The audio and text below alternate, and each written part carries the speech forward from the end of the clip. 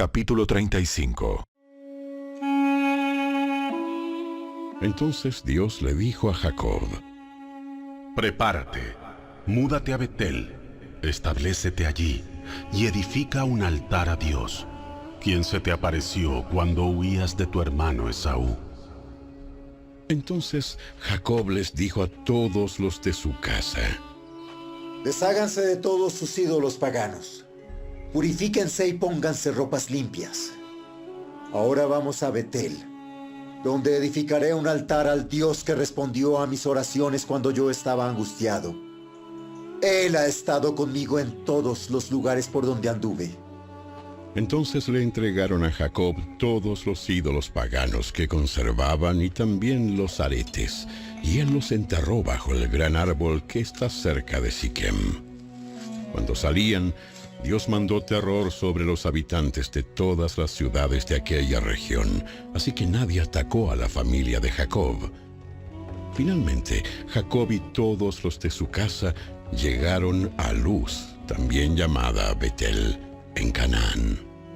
Allí Jacob edificó un altar y llamó al lugar El Betel, que significa Dios de Betel, porque Dios se le había aparecido allí cuando huía de su hermano Esaú.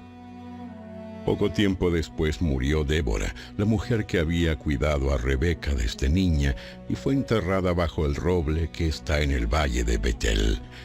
Desde entonces ese lugar fue llamado Alon Bakut, que significa roble del llanto.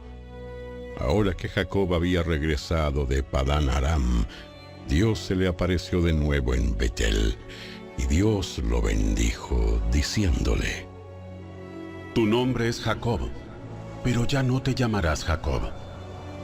A partir de ahora, tu nombre será Israel. Así que Dios le cambió el nombre y lo llamó Israel. Entonces Dios dijo: Yo soy El Shaddai, Dios Todopoderoso. Sé fructífero y multiplícate. Llegarás a formar una gran nación. Incluso de ti saldrán muchas naciones. Habrá reyes entre tus descendientes. Y te entregaré la tierra que les di a Abraham y a Isaac. Así es, te la daré a ti y a tus descendientes. Luego Dios ascendió desde el lugar donde le había hablado a Jacob. Jacob levantó una columna conmemorativa para marcar el lugar donde Dios le había hablado. Luego derramó vino sobre la columna como sacrificio a Dios y la ungió con aceite de oliva. Jacob llamó a aquel lugar Betel, que significa casa de Dios, porque allí Dios le había hablado. Una vez que salieron de Betel, Jacob y su clan avanzaron hacia Efrata, pero Raquel entró en trabajo de parto mientras aún estaban lejos de allí, y sus dolores eran intensos. Luego de un parto muy difícil, la partera finalmente exclamó: ¡No temas! ¡Tienes otro varón! Raquel estaba a punto de morir, pero con su último suspiro puso por nombre al niño Benoni, que significa hijo de mi tristeza. Sin embargo, el padre del niño lo llamó Benjamín, que significa hijo de mi mano derecha. Así que Raquel murió y fue enterrada en el camino a Efrata, es decir, Belén. Jacob levantó una columna conmemorativa sobre la tumba de Raquel, la cual puede verse hasta el día de hoy.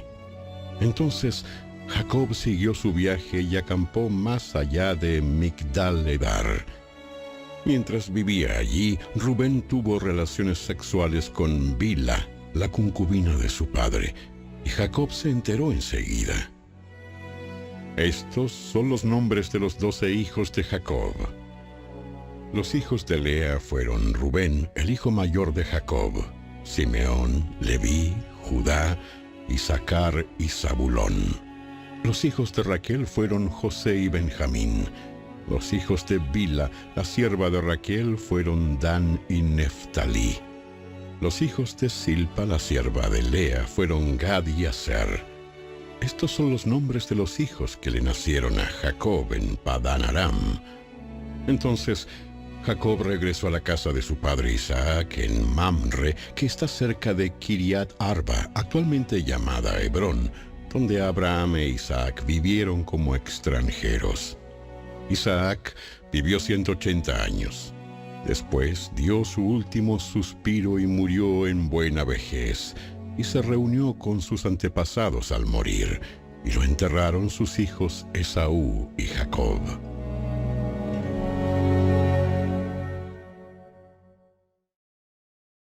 Capítulo 36. Este es el relato de los descendientes de Esaú, también conocido como Edom. Esaú se casó con dos mujeres jóvenes de Canaán, Ada, hija de Elón elitita, y Aholibama, hija de Aná y nieta de Sibeón el heveo. También se casó con su prima Basemat, que era hija de Ismael y hermana de Nebaiot. Ada dio a luz un hijo a quien llamaron Elifaz. Basemat dio a luz un hijo llamado Reuel. Aholibama dio a luz varones, Jeús, Jaalam y Coré. Todos esos hijos le nacieron a Esaú en la tierra de Canaán. Esaú tomó a sus esposas, a sus hijos y a los de su casa, junto con sus animales y su ganado, toda la riqueza que había adquirido en la tierra de Canaán, y se mudó para alejarse de su hermano Jacob. No había tierra suficiente para sustentar a ambos debido a la cantidad de animales y posesiones que habían adquirido. Por eso, Esaú, también conocido como Edom, se estableció en la zona montañosa de Seir. Este es el relato de los descendientes de Esaú, los edomitas, que habitaron en la zona montañosa de Seir. Estos son los nombres de los hijos de Esaú: Elifaz, hijo de Ada, esposa de Esaú, y Reuel, hijo de Basemat, esposa de Esaú. Los descendientes de Elifaz fueron Temán, Omar, Sefo, Gatam y Cenaz. Timna, la concubina de Elifaz, hijo de Esaú, dio a luz un hijo llamado Amalek. Estos fueron los descendientes de Ada, esposa de Esaú. Los descendientes de Reuel fueron Naat, Sera, Sama y Misa.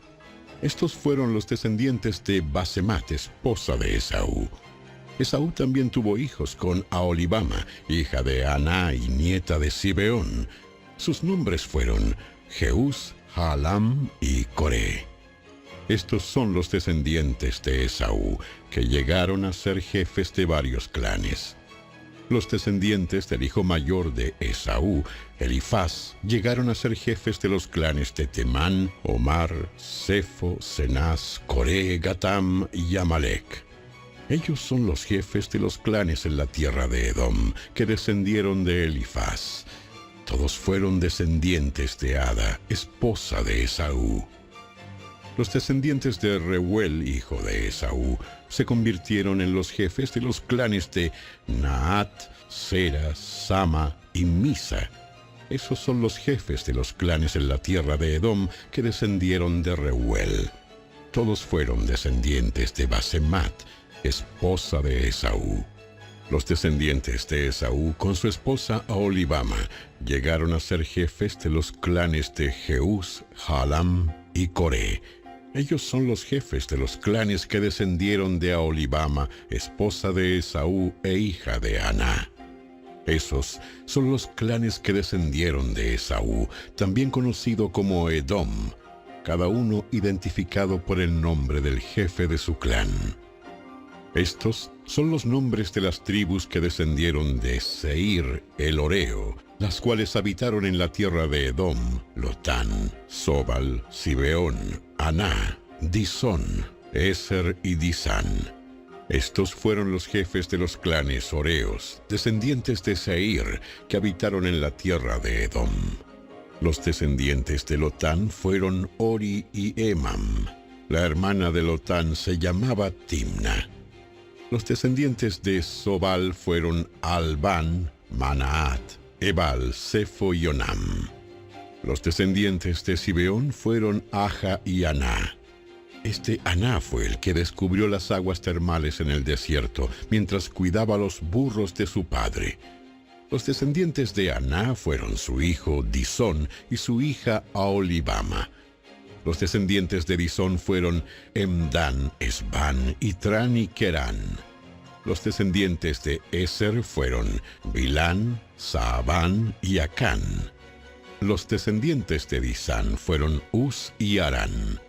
Así que los jefes de los clanes horeos fueron Lotán, Sobal, Sibeón, Aná, Disón, Eser y Disán. Los clanes horeos llevan el nombre de sus jefes de clan, los cuales habitaron en la tierra de Seir. Estos son los reyes que gobernaron en la tierra de Edom, antes de que los israelitas tuvieran rey. Bela, hijo de Beor, quien reinó en Edom desde su ciudad de Dinaba. Cuando Bela murió, reinó en su lugar Jobab, hijo de Sera, quien era de Bosra. Cuando Jobab murió, reinó en su lugar Usam, quien era de la región de Temán.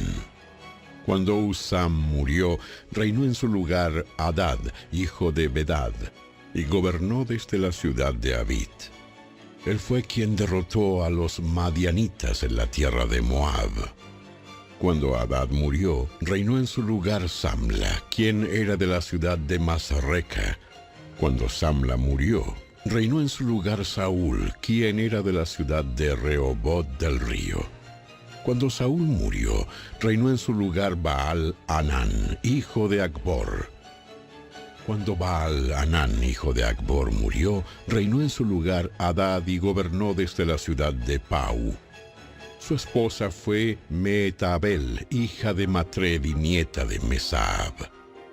Estos son los nombres de los jefes de los clanes descendientes de Esaú, los cuales habitaron en los lugares que llevan sus mismos nombres: Timna, Alba, Getet, Aholibama, Ela, Pinón, Cenaz, Temán, Mipsar, Magdiel e Iram. Esos son los jefes de los clanes de Edom, registrados según los asentamientos en la tierra que ocuparon. Todos ellos descendieron de Esaú, el antepasado de los edomitas.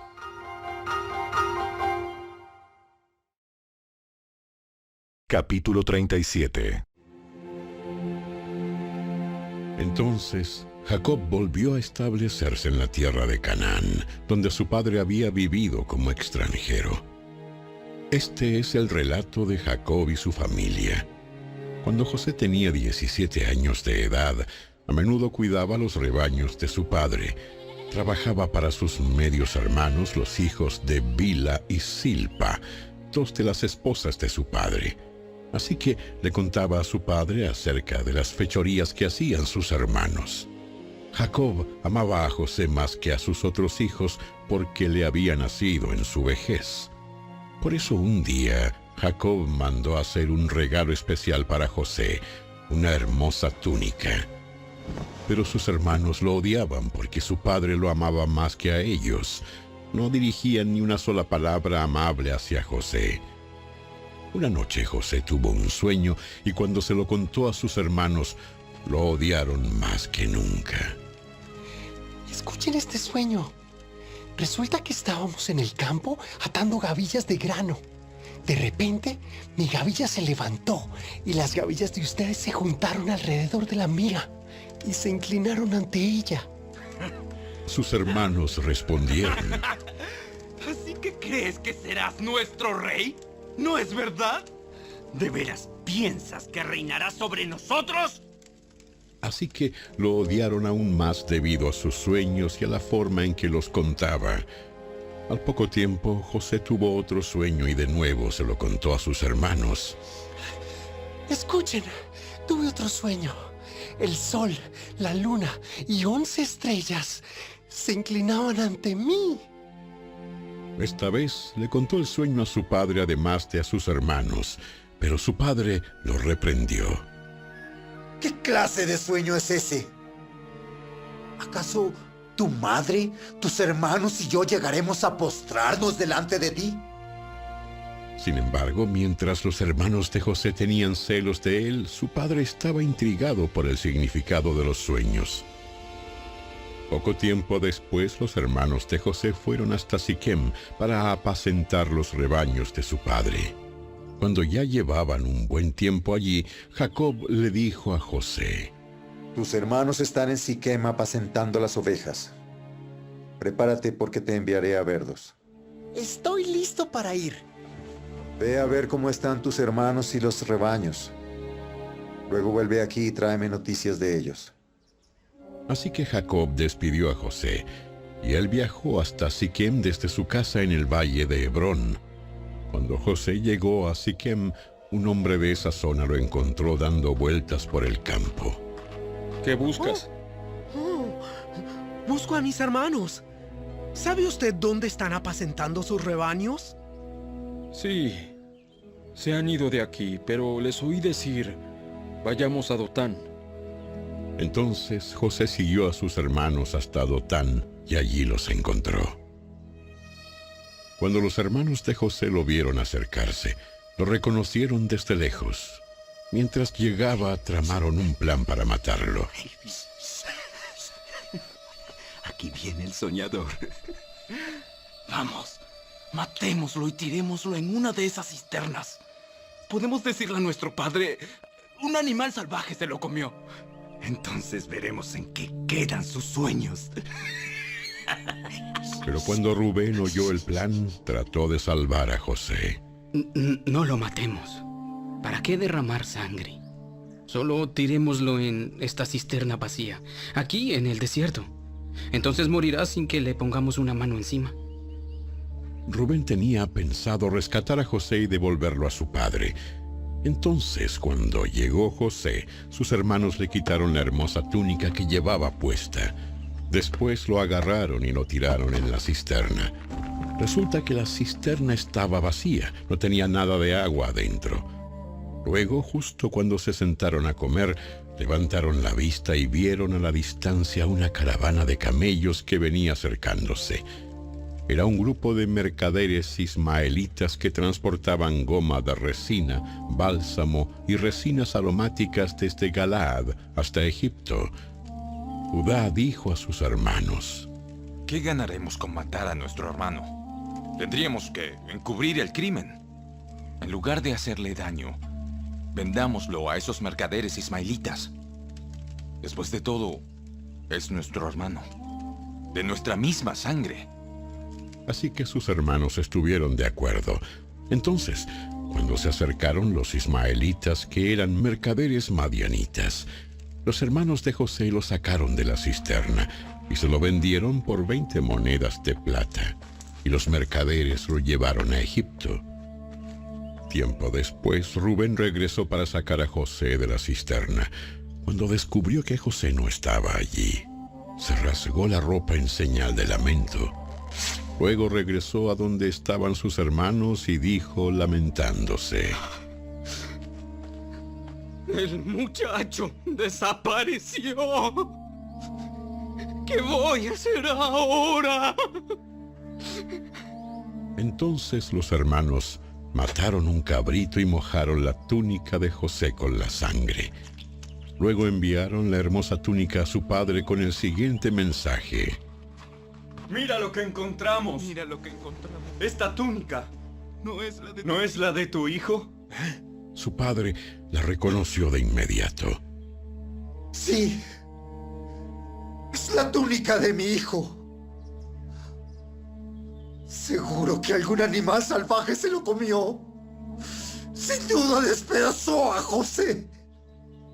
Entonces Jacob rasgó su ropa y se vistió de tela áspera e hizo duelo por su hijo durante mucho tiempo. Toda su familia intentó consolarlo, pero él no quiso ser consolado. A menudo decía: Me iré a la tumba llorando a mi hijo. Y entonces sollozaba.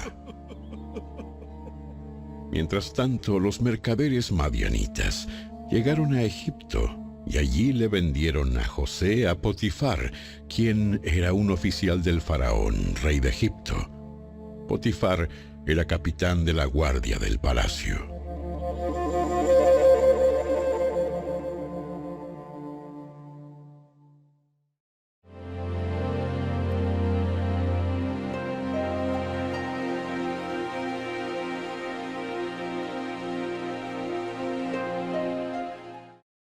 Salmo 11.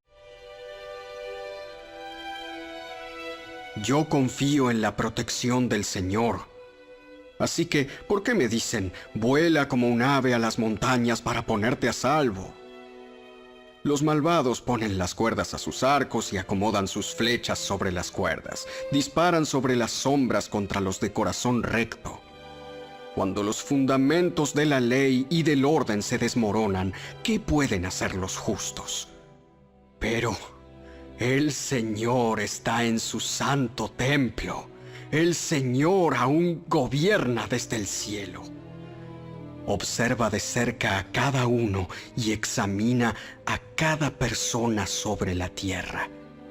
El Señor examina tanto a los justos como a los malvados y aborrece a los que aman la violencia. Hará llover carbones encendidos y azufre ardiente sobre los malvados, y los castigará con vientos abrasadores, pues el Señor es justo y ama la justicia. Los íntegros verán su rostro.